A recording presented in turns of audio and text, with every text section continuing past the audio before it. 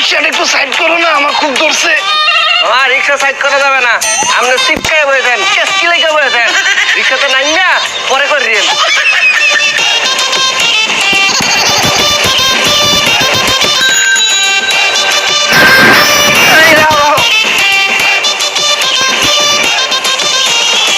মামা কয়টি হয়েছে? মামা 100 টাকা দেন। ঠিক আছে করে রাখলাম। ওই পিছে রাখছে মানে বোতলটা দিয়ে খোঁজেন। অনেক তৃষ্ণা পাইছে, গলাটা উগাই গেছে, পানিটা খাই।